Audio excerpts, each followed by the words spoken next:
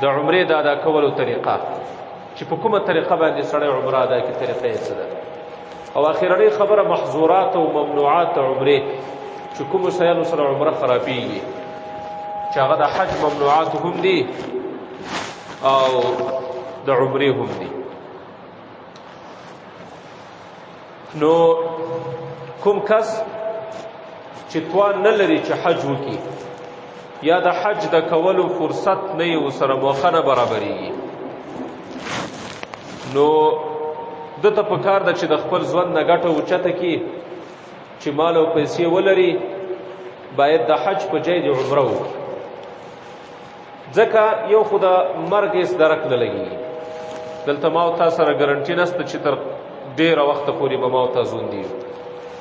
بل دا مال هم داسې د چار وخت سړي سره نه وي، نن وي سبا نه وي. نو کله چې مال در سره وي، وسعت لري، فراخي د په رزق کې وي، خو حج نشي کولی، د حج توان نه لري یا یو موقع او فرصت نه برابرېږي، نو باید وی سړی د خپل ژوند نه ګټه واخلي او عمرې ته لاړ شي، عمره ادا کړي. اوس وخت کې افغانستان کې الحمدلله عمرې بیرته شروع سوي دي. دا اوس وخت کې اعلان سوی د څوک چې اراده وکړي چې عمرې کولو ته ځمه یا اراده وي، نو کولی شي چې دی لاړ شي، ځکه هغه د عمرې د ادا کولو کوم سهولیات چې دي هغه اوس برابر سوي. نو په دې خاطر باندې د اوقافو د وزارت له طرفه دا موضوع هم ټاکل سوی چې په دې باندې مسلمانان خاص کر هغه ورونه چې هغه عبادان دي وس لري چې هغه په دې خبر سي او د عمرې باره کې معلومات هم ورته وسي او بیا په دغه د عمرې اراده مو کې ولاړ شي. نو په دغه څو خبرو کې اوله خبره د عمرې تعریف ده. عمره په لغت کې ویل کېږي د یو آباد جي طرف ته قصد کول، کوم ځای چې آباد وي هغه طرف ته قصد کول د لغوي معنا ده. او عمره په اصطلاح یا په شریعت کې ویل کېږي د بیت الله شریف زیارت کول په مخصوصي طریقې سره، په یوې خاصې طریقې سره د بیت الله زیارت کولو ته عمره وایي. دا د عمرې شرعي معنا ده. عمره ډیر زیات فضیلت لري. فضایل په قرآن عظیم الشان کې شته دی، په احادیثو د رسول الله صلی الله علیه وسلم کې ذکر دي. عمره د دې فضیلت د دې نه معلومیږي چې په قرآن عظیم الشان کې الله د حج سره یو ځای ذکر کړی. دا یو ځای چې سره ذکر کړی دا دلالت د دې په فضیلت باندې کوي. الله فرمایي په دویمه سپاره کې واتموا الحج والعمرة لله. د حج نه وروسته فورا عمره ذکر کوي. تاسې حج او عمره مکمل کوي خالص دی الله د رضا په خاطر. عبدالله ابن عباس رئیس المفسرین ده، هغه د دې آیات په تفسیر کې وایي انها لقرینتها فی کتاب الله. عمره دا وایي د الله په کتاب کې د حج ملګری ذکر سوی، یو ځای ورسره ذکر سوی. دا د دې دپاره خدای پاک په قرآن عظیم الشان کې د حج سره یو ځای ذکر کړی چې دلالت په فضیلت باندې کوي چې عمره ډېر زیات فضیلت لري. مسلمانانو عمره دا یو هغه عبادت ته چې د دې په کولو سره ګناهونه ختمیږي، واړه ټول ګناهونه خدای پاک سره معاف کوي. ځکه یو روایت کې راځي د بخاري او مسلم روایت ته د الله پیغمبر صلی الله علیه وسلم فرمای العمرة الى العمرة کفارة لما بینهما. یو ځل چې عمره وکړه بیا بل ځل چې خدای پاک دې تا نصیب وکړه د دې تر مابین څومره زمانه چې تېره سوې وي د دې ټولو ګناهونو دپاره دا مخکینی عمره کفاره ده. دا ټول ګناهونه خدای پاک سړي ته معاف کوي. بلکې عمره په دې سره ګناهونه هم ختمیږي او فقر هم سره محوه کېږي، فقر او غربت. عبدالله ابن مسعود رضی الله عنه فرمای دا الله پیغمبر فرمای صلی الله علیه وسلم تابعوا بین الحج والعمره. حج او عمره یو ځای کوي، یو بل پسې کوي. ولی؟ فانهما ينفيان الفقر والذنوب. ځکه حج او عمره غربت ختمي او گناهونه ختمي. څنګه ختمي، څنګه محو کوي؟ دا الله پیغمبر یو مثال راته وایي کما تنفي الكير خبث الحديد والذهب. لکه څنګه هغه د آهنګر چې کوم غری وي هغه د دې وسپنې او د دې سرو د سپینو خیرې ختمي، دارنګه د عمره دارنګه فقر هم ختمي او ګناهونه هم د مسلمان نړۍ او ختمي. نو دا هم د عمرې په فضیلت باندې یو دلیل ده، یو حدیث ده. نو بناء کومو کسانو چې حج کړی وي نو د حج سره د یو چا عمره ملګري کې وروسته د عمره مو کې چې د دې حدیث مصداق وګرځي. د دې نه ما سوا حجاج او عمار یعنی هغه کسان چې عمره کوونکي دي په احادیثو کې هغو ته د الله وفد ویل سوی، د الله ټولۍ، دا وایي د الله ډله ده، دا وایي د الله جماعت ده. نو تا ته چې د الله ډله وویل شي دغه د ډلې نوم در باندې کېښودل شي دا ډېر لوی فضیلت ده. نبی علیه الصلاة والسلام مبارک فرمایي د جابر صاحب روایت ته الحجاج والعمار وفد الله، حاجي صاحبان او عمره کوونکي دا د الله وفد ده، دا د الله جماعت ته، د الله ډله ده. بیا نبی علیه الصلاة والسلام فرمایي دعاهم فاجابوه، الله تعالی دوی ځان ته راوغوښتل عمره کوونکي او حاجي صاحبان، فاجابوه دوی جواب ورته ووایو، یا الله بلنه قبول کړه او ورغلل. وسألوه فاعطاهم، خو هلته دوی بیا له الله نه سوال کوي، له الله نه دعاوې غواړي، الله تعالی خالی لاس نه رالیږي، فاعطاهم، الله تعالی خامخا دوی ته ورکړه ورکوي، د دوی دعاوې خامخا قبلوي. دا هم د عمرې په فضیلت باندې یو دلیل. بیا دا عمره کول په رمضان المبارک کې ډیر زیات اجر او ثواب بیا لري د روزې په میاشت کې. یو روایت کې راځي رسول الله صلی الله علیه وسلم فرمایي عمره فی رمضان تعدل حجة، په رمضان کې څوک چې عمره وکړي دا د حج سره برابر ده، دومره ثواب لري لکه حج چې ادا کړی. بلکې یو بل روایت کې راځي رسول الله صلی الله علیه وسلم فرمایي وای په رمضان کې څوک چې عمره وکړي دا وای د هغه حج سره برابر ده چې ما سره کړی. سبحان الله، چې د رسول الله سره د حج کړی د ده سره په حج کې یو ځای او په رمضان کې عمره وکړي هغه حج او دا عمره سره برابر دي. نو په رمضان کې بیا عمره کول دا نو بیا ډیر زیات فضیلت لري، دا بیا ډیر زیات اجر لري. عمره دا د نبی علیه الصلاة والسلام عمل په ټول عمر کې رسول الله صلی الله علیه وسلم 4 ځله عمره کړې، 4 ځله یې د عمرې دپاره احرام تړلی. اول په 8 کال د هجرت په مدینه منوره کې 8 کال نبی علیه الصلاة والسلام د عمرې احرام وتاړه، روان شو د مکې په طرف، خو هلته د حدیبیې په مقام کې مشرکانو دی منع کړ د عمرې کولو نه. په دغه کال باندې نبی علیه الصلاة والسلام سره 1400 صحابه عمره یې ونه کړه، بیرته راواپس شو. نو اول ځل احرام یې دلته تړلی و. بیا په دوم کال ورپسې بل کال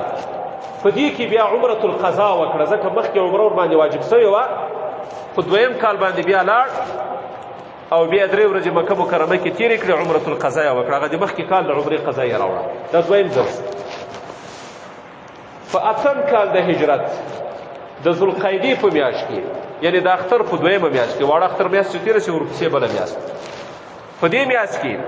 نبی علیه الصلاة والسلام د جعرانې د مقام نه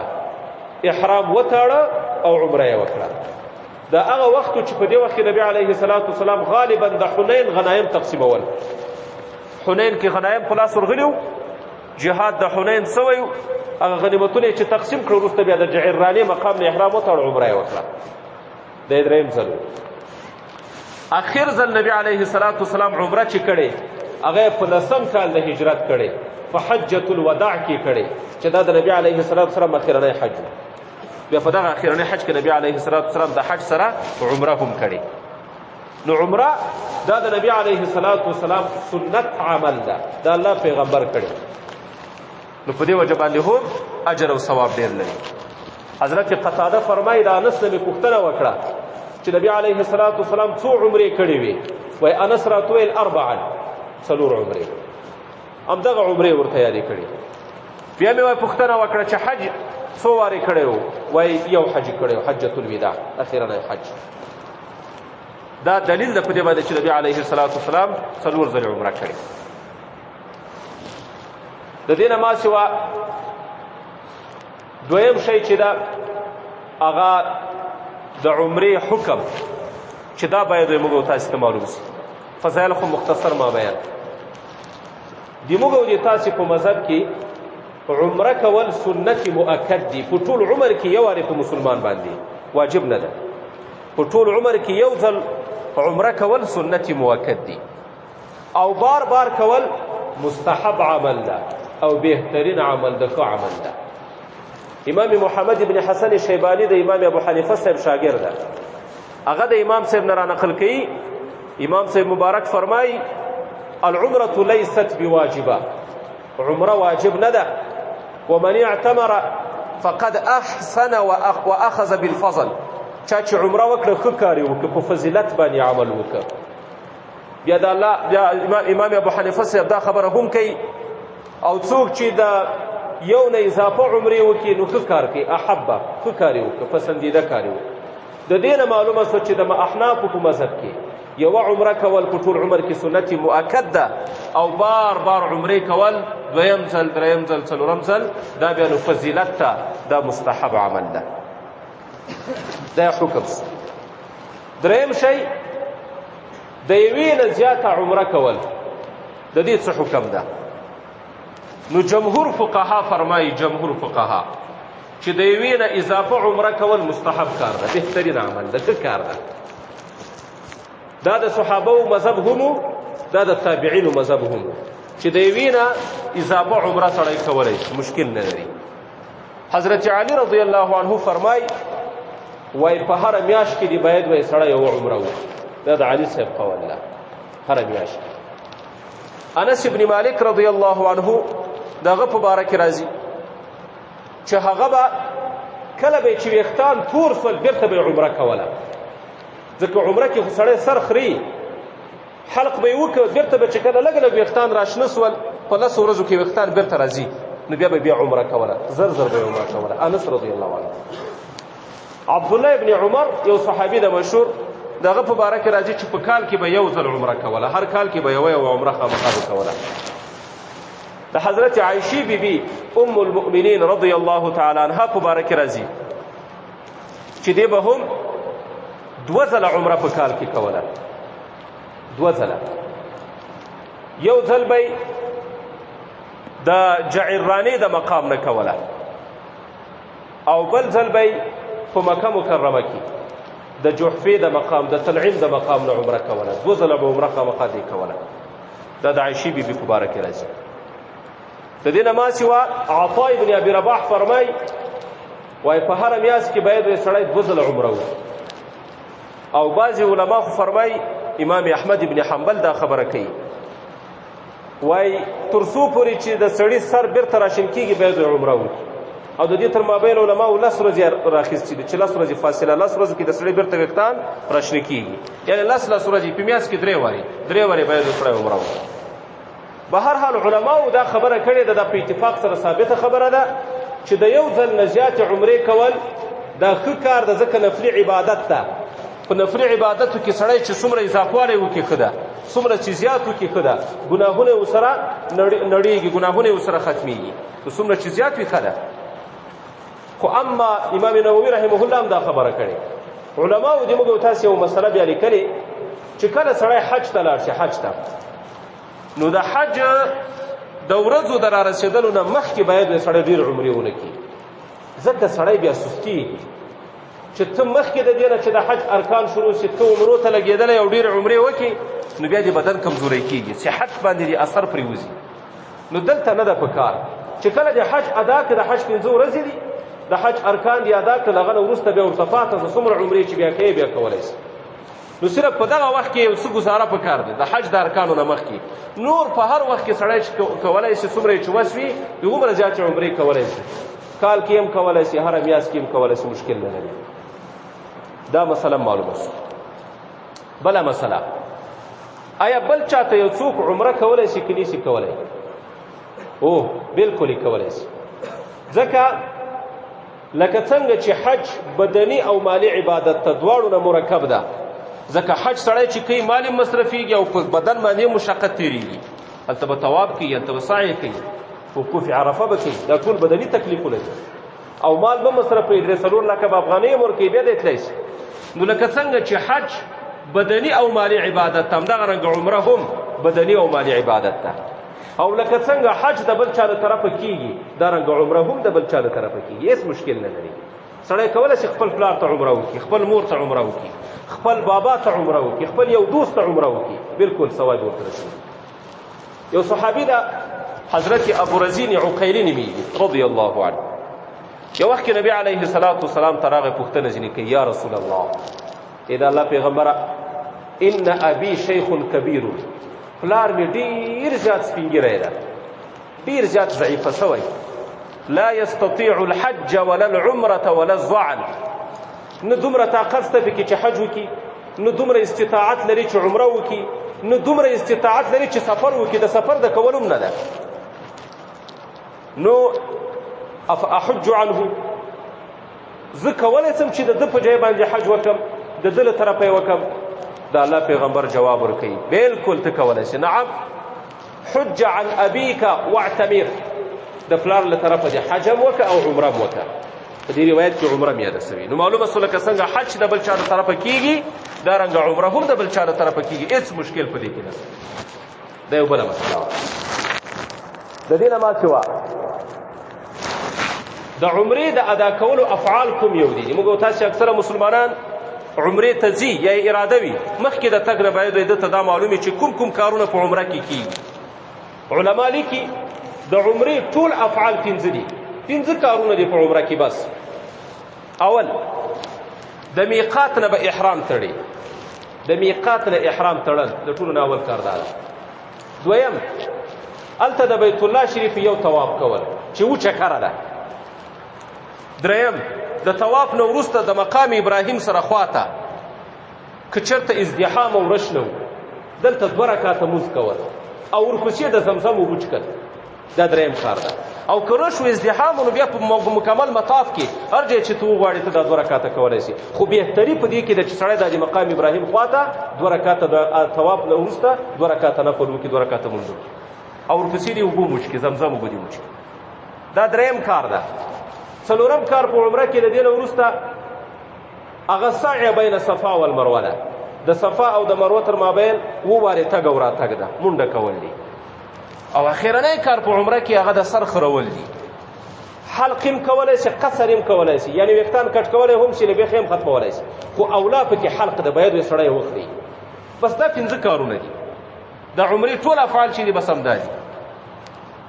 د میقات نه به د احرام تړلی وي هلته به یو طواف کې 2 رکعته به مونځ کې زمزم اوبه بچ کې او سعی بین صفا والمروه به کې اخر کې به سر خری عمره دې وسو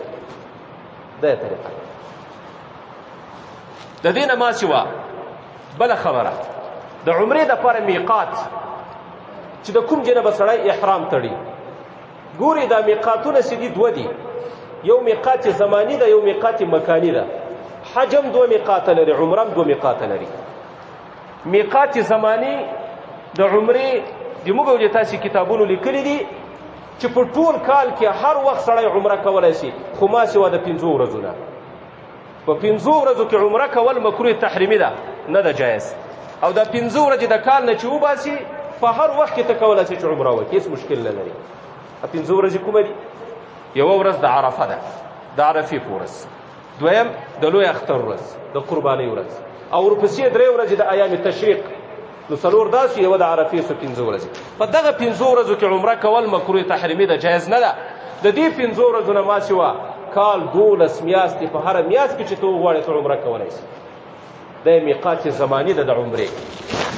یو روایت کې راځي حضرت عایشه بیبي فرمای نبی علیه الصلاة والسلام وفرمایل وایي عمره سړی په ټول کال کې کولی شي خو په دغه 4-5 ورځو کې نشي کولی د عرفې په ورځ هلته 4 ورځې یادې شوي په هغه حدیث او د نحر په ورځ ویومان بعد ذلک او 2 ورځې د نحر نه وروسته یعنې د لوی اختر 2 او 3 او بل د عمرې دپاره میقات مکاني ده د میقات مکاني دا مطلب چې د حاجي صاحب او د معتمر دپاره بغیر د هغه نه بغیر د احرام نه تېرېدل ورته جایز نه وي داسې یو ځای چې دغه نه اخواته ته بغیر د احرام نه نسي تېرېدلی دې ته ویل کېږي میقات مکاني نو میقات مکاني علما لیکي چې کوم کسان په مکه کې اوسېږي د مکې اوسېدونکي وي نو د هغو دپاره میقات مکاني چې د هغه د جعرانې مقام ده جعرانه دلته د حضرت عائشې بیبي جماعت هم ده د هغه جنه به د احرام تړي اخواته نسي تلای او کوم کسان چې افاقي وي د میقات نه د باندې اوسېږي او راځي حرمینو ته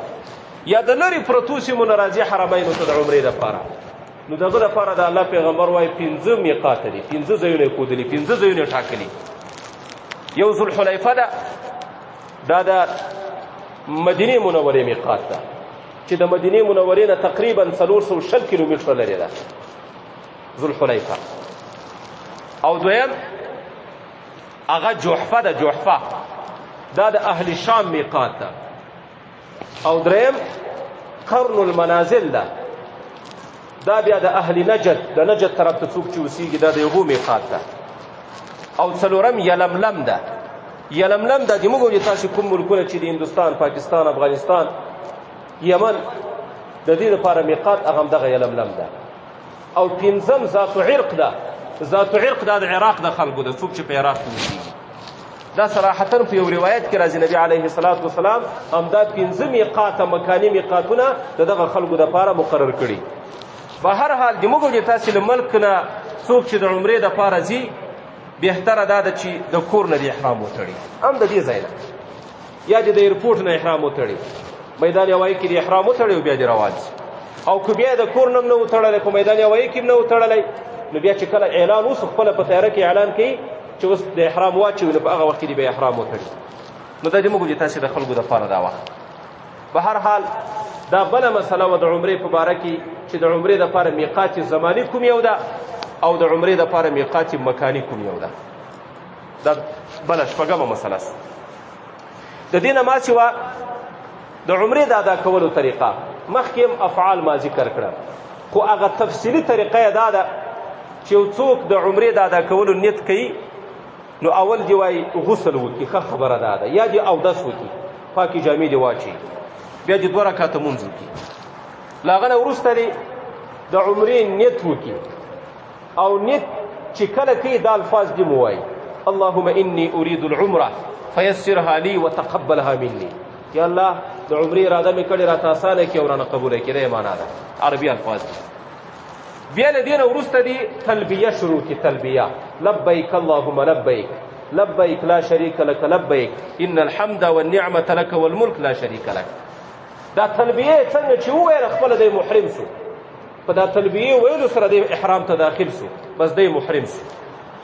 بیا دې نه چې کله هلته لاړ نو د ټولو نه اول کار به دی طواف کوي مخکې ما وویل یو طواف د په عمره کې 2 چکره دي د حجر اسود نه به شروع کړي 2 چکره به ووهي یو طواف به مکمل شي د طواف مکمل کېدلو نه وروسته مقام ابراهیم سره خواته که جای و ورش نه و بس 2 رکعته لمونځ دې ادا کړي دلته دې دعا وغواړي دعا قبلي او ورپسې دلته د زمزم اوبه هم نږدې دي هغه اوبه دې وچي له هغه نه وروسته بیا سعی بین صفا والمروه ده هغه دې وکړي او له هغه نه وروسته په آخر کې بیا یو سلماني ته دې لاړ شي هلته دې بیا سر وخورئ یا دې حلق وکړي یا دې قصر وکړي دواړه جایز دي البته افضلیت چې دغه په حلق کې ده سر دې وخورئ نو په دې سره به د عمرې هغه ټول افعال ادا شي د به عمره کړي دا هغه سنت طریقه ده د موږ تاسو علماء ولیکلي او د دې نه ما سوا اخرنۍ خبره د عمرې محظورات او ممنوعات یعنی په عمره کې کوم شیان منع دي په عمره کې بعینه هماغه کارونه منع دي کوم چې په حج کې منع دي ځکه عمره حج ده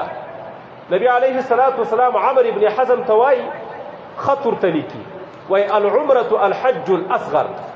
عمره وایي حج اصغر ده زموږ تاسو په خلکو کې مشهوره ده چې د عرفات په ورځ باندې کله جمعه راشي نو وایي دا حج اکبر ده حج په هر وخت کې اکبر ده که په هره ورځ باندې عرفه وه دا حج اصغر عمره ده عمرې ته وړکی حج وایي او حج ته غټ حج وایي نو نبی علیه الصلاة والسلام هم دې کس ته لیکي وایي العمرة الحج الاصغر نو بعینه همغه احکام دي کوم شیان چې په حج کې منع دي په عمره کې منع دي مثلا فسق او فجور په حج کې منع ده دلته منع ده کوروالی کول هلته منع ده دلته منع ده جنګ او جدال کول دلته منع ده د دې نه ما سوا د نر دپاره مخ پټول سر پټول دا منع دي نوکان اخیستل په احرام کې منع دي ویښتان اخیستل په احرام کې منع دي خوشبوی لګول په حالت د عمرې کې سړی چې احرام یې اچولی وي منع دي نشي کولی ښکار کول په خپله یا ښکار ته اشاره کول بل چاته ویل چې هغه ښکار د ما لپاره یې وکړه دا دواړه منع دي په حج کې منع دي دلته منع دي نو کوم محظورات او ممنوعات چې د حج دي بعینه همغه محظورات او ممنوعات هغه د عمرې هم دي. خو دا اخرنۍ خبره. نو دې موږ وایو چې تاسې مسلمانانو ته په کار د مخکې دا خبره ما وکړه چې څوک د حج د ادا کولو وس او توان نه لري نو هغوی چې دومره پیسه ولري دومره مال ولري چې دی عمره په کولی شي عمرې ته دې لاړ شي. دا د خپل ژوند نه دې دی ګټه اوچته کړي ځکه نفلي عبادت ته ګناهونه په دې سره معاف کېږي او بهترین وخت د عمرې دپاره هغه د رمضان میاشت ده ځکه دومره ثواب لري لکه د نبي علیه الصلاة والسلام سره د چې حج کړی د الله د پیغمبر سره چې په حج کې شریک دومره ثواب لري. او اوس په دې وخت کې الحمدلله د عمرې هغه کوم سهولیتونه چې دي هغه فراهم شوي دي هغه برابر دي. نو څوک چې وغواړي چې عمره کوم کولی شي چې هغه عمره وکړي